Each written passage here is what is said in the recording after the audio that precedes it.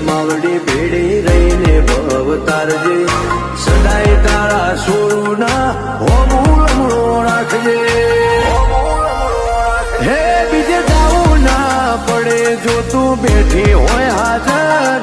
સકન તું હાલે તો કોમ થાય મારું પ્રારંભ તને પૂછી ડગલું ભરું મારા નેવો